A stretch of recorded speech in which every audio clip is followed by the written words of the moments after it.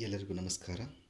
ಮಹರ್ಷಿ ಪತಂಜಲಿಯವರ 21ನೇ ಸೂತ್ರ ತೀವ್ರ ಸಂವೇಗಾನ ಮಾಸನ್ನಃ. ಇದರ ಒಂದು ಪದಶಃ ಅರ್ಥ ಈ ರೀತಿಯಾಗಿದೆ. ತೀವ್ರ ಅಂದರೆ ತೀವ್ರವಾದ, ಅಂದರೆ ಅತಿ ಪ್ರಬಲವಾದ, ಸಂವೇಗ ಅಂದರೆ ಉತ್ಕಟ, ಆಕಾಂಕ್ಷೆ, ಸಾಧನೆಗೆ ಉರಿಯುವ ತವಕ, ಅಂದರೆ ಸಾಧನೆ ಮಾಡಲೇಬೇಕೆನ್ನುವಂಥ ತವಕ ಇದ್ದಾಗ ಮಾತ್ರ ನಾವು ಸಾಧನೆಯನ್ನು ಈ ಸಂವೇಗದ ಮೂಲಕ ನಾವು ಮಾಡಲಿಕ್ಕೆ ಸಾಧ್ಯವಾಗುತ್ತೆ. ಆಸನ್ನಃ ಸಮೀಪದಲ್ಲಿರುವ, ಶೀಘ್ರವಾಗಿ ದೊರೆಯುವಂಥ ಒಂದು ವ್ಯವಸ್ಥೆ. ಸೊ ಇದರ ಒಟ್ಟಿನಲ್ಲಿ ಇದರ ಅರ್ಥ ಏನು ಅಂತಂದು ಹೇಳಿದರೆ, ಯಾರ ಸಾಧನೆಯ ತವಕ ಮತ್ತು ಉತ್ಸಾಹ ತೀವ್ರವಾಗಿದೆಯೋ ಅವರಿಗೆ ಸಮಾಧಿ ಮತ್ತು ಗುರಿ ಶೀಘ್ರವಾಗಿ ಲಭಿಸುತ್ತದೆ.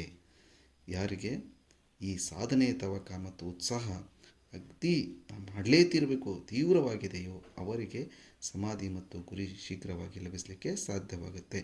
ಇದರ ಒಂದು ವಿವರಣೆಯನ್ನು ನೋಡಲಿಕ್ಕೆ ಇಲ್ಲಿ ಮಹರ್ಷಿ ಪತಂಜಲಿಯವರು ಒಂದು ಮಹತ್ವದ ಸತ್ಯವನ್ನು ಹೇಳ್ತಾರೆ. ಸೊ ಏನು ಅಂತಂದು ಹೇಳಿದರೆ, ಯೋಗದಲ್ಲಿ ಯಶಸ್ಸು ಕೇವಲ ಸಮಯದ ಮೇಲೆ ಅವಲಂಬಿತವಲ್ಲ, ಅದು ಸಾಧಕನ ಒಂದು ಸತತ ಪ್ರಾಮಾಣಿಕತೆ, ಅವನ ಒಂದು ತವಕ, ಅಂತರಂಗದ ಬಯಕೆ, ಇವುಗಳ ಮೇಲೂ ಸಹ ಅವಲಂಬಿತವಾಗಿದೆ. ಯೋಗದಲ್ಲಿ ಯಶಸ್ಸನ್ನು ಕಾಣಲಿಕ್ಕೆ ನಾನು ಇಷ್ಟೇ ಸಮಯದಲ್ಲಿ ಕಲಿತೀನಿ, ಇಷ್ಟೇ ಸಮಯದಲ್ಲಿ ಸಾಧಿಸ್ತೇನೆ ಅಂತಂದು ಹೇಳಿದ್ರೆ ಇದು ಸಾಧ್ಯವಲ್ಲ.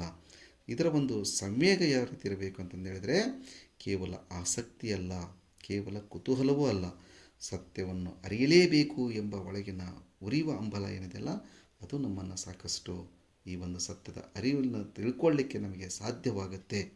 ಸೊ ಎರಡು ವಿದ್ಯಾರ್ಥಿಗಳು ಪರೀಕ್ಷೆಗೆ ಓದುತ್ತಿದ್ದಾಗ ಒಬ್ಬನು ಸಮಯ ಕಳೆಯಲು ಓದುತ್ತಾನೆ, ಇನ್ನೊಬ್ಬನು ಸಂಪೂರ್ಣ ಮನಸ್ಸಿನಿಂದ ಓದ್ತಾನೆ.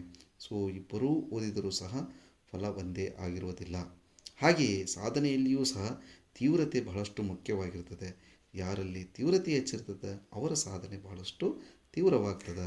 ಸೊ ಇದರಲ್ಲಿ ಸಾಧನೆಗೆ ಆದ್ಯತೆ ಅಂದರೆ ಯಾವ ರೀತಿ ಸಾಧನೆಗೆ ನಾವು ಆದ್ಯತೆ ಕೊಡಬೇಕು ಅಂತಂದರೆ, ಸಮಯ ಸಿಕ್ಕರೆ ಧ್ಯಾನ ಮಾಡೋದಲ್ಲ, ನನಗೆ ಯಾವ ಸಮಯ ಸಿಗ್ತದೆ ಅವ ಧ್ಯಾನ ಮಾಡೋದಿಲ್ಲ, ಧ್ಯಾನಕ್ಕಾಗಿಯೇ ಸಮಯವನ್ನು ಮೀಸಲಾಗಿಡುವುದು. ನಾನು ಆ ಸಮಯದಲ್ಲಿ ಧ್ಯಾನ ಮಾಡ್ತೀನಿ ಅಂದರೆ ಧ್ಯಾನವನ್ನೇ ಮಾಡಬೇಕು. ಸೊ ಅದು ನಮಗೆ ಒಂದು ಎಕ್ಸ್ಟೆನ್ಸಿವ್, ಅಂದರೆ ನಮಗೆ ಒಂದು ವಿಶೇಷವಾದ ಒಂದು ಸಾಧನೆ ಮಾಡ್ಕೊಳ್ಳಿಕ್ಕೆ ಸಾಧ್ಯವಾಗುತ್ತೆ. ಯಾವಾಗ ಟೈಮ್ ಸಿಗುತ್ತೆ ಅವಾಗ ಧ್ಯಾನ ಮಾಡ್ತೀನಿ ಅಂತ ಹೇಳಿದರೆ ಅದು ಒಂದು ಮೀನಿಂಗ್ಲೆಸ್ ಆಗುತ್ತೆ, ಅಂದರೆ ಅದರಲ್ಲಿ ಅಷ್ಟೊಂದು ನಮಗೆ ಆಸಕ್ತಿ ಇಲ್ಲ ಅನ್ನೋದನ್ನು ತೋರಿಸ್ಕೊಡ್ತದೆ ಅದರಲ್ಲಿ.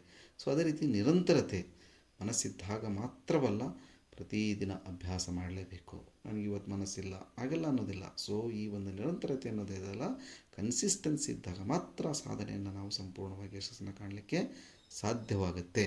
ಇದರೆಲ್ಲ ಜೊತೆಗೆ ಆತ್ಮಜ್ಞಾನಕ್ಕಾಗಿ ಹಂಬಲವನ್ನು ನಾವು ಇರಬೇಕು. ನಾವು ಕೇವಲ ಏನೋ ಹೊರಗಿನ ಯಶಸ್ಸಿಗೆ ಅಥವಾ ಇನ್ನೊಂದೇನೋ ತಿಳ್ಕೊಳ್ಳಿಕ್ಕೆ ಅನ್ನೋದಕ್ಕಿಂತ ಒಳಗಿನ ಸತ್ಯದ ಹುಡುಕಾಟ ಇದ್ದಾಗ ನಮಗೆ ಆತ್ಮಜ್ಞಾನವಾಗಲಿಕ್ಕೆ ಸಾಧ್ಯವಾಗುತ್ತೆ.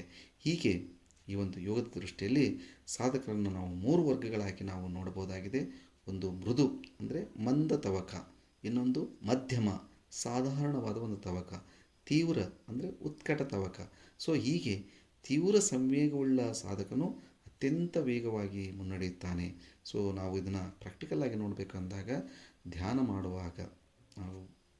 ಮಾಡುವಾಗ ಇಂದು ಬೇಡ, ನಾಳೆ ಮಾಡ್ತೇನೆ ಅಂತಂದೇಳಿ ನಾವು ಮುಂದೆ ಹಾಕೋ ಬದಲಿಗೆ ಇದು ನನ್ನ ಜೀವನದ ಅತ್ಯಂತ ಮುಖ್ಯ ಕಾರ್ಯ ಎಂಬ ಮನೋಭಾವದಿಂದ ನಾವು ಬೆಳೆಸಿಕೊಂಡ್ವಿ ಅಂತಂದು ಹೇಳಿದರೆ, ಸೊ ಆವಾಗ ನಮ್ಮಲ್ಲಿ ಏನಾಗುತ್ತೆ, ಆತ್ಮ ಸಾಕ್ಷಾತ್ಕಾರವಾಗಲಿಕ್ಕೆ ಸಾಧ್ಯವಾಗುತ್ತೆ.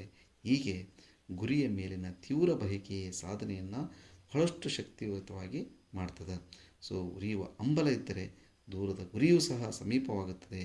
ಹೀಗೆ ನಮ್ಮ ಆಂತರಿಕ ಚಿಂತನೆ ಅಂದರೆ ನನಗೆ ನಿಜವಾಗಿಯೂ ಆತ್ಮಜ್ಞಾನ ಬೇಕೇ ಅಥವಾ ಅದರ ಬಗ್ಗೆ ತಿಳಿದುಕೊಳ್ಳುವ ಆಸಕ್ತಿ ಮಾತ್ರ ಇದೆ ಎನ್ನುವುದನ್ನು ನಾವು ಸ್ಪಷ್ಟಪಡಿಸ್ಕೊಡ್ಬೇಕು ಫಸ್ಟು. ಸೊ ಯಾವಾಗ ನಮಗೆ ಅದರ ಸ್ಪಷ್ಟತೆ ಆಗುತ್ತಲ್ಲ, ಆವಾಗ ನಮಗೆ ಅದರ ಒಂದು ಸತ್ಯವಾದ ಉತ್ತರವೇ ನಮ್ಮ ಸಾಧನೆಯ ಒಂದು ಆಳವನ್ನು ನಿರ್ಧರಿಸ್ತದೆ.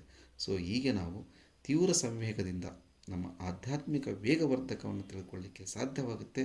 ಉತ್ಕಟ ತವಕ, ಶ್ರದ್ಧೆ ಮತ್ತು ನಿರಂತರ ಸಾಧನೆ ಇದ್ದರೆ ಯೋಗದ ಗುರಿ ಶೀಘ್ರವಾಗಿ ದೊರೆಯಲಿಕ್ಕೆ ಸಾಧ್ಯವಾಗುತ್ತೆ ಅಂತ ಮಹರ್ಷಿ ಪತಂಜಲಿಯವರು ಈ ಸೂತ್ರದಲ್ಲಿ ಬಹಳಷ್ಟು ಆಳವಾದ ಒಂದು ವಿಷಯವನ್ನು ಬಹಳಷ್ಟು ಸರಳವಾಗಿ ನಮಗೆ ತಿಳಿಸಿಕೊಟ್ಟಿದ್ದಾರೆ.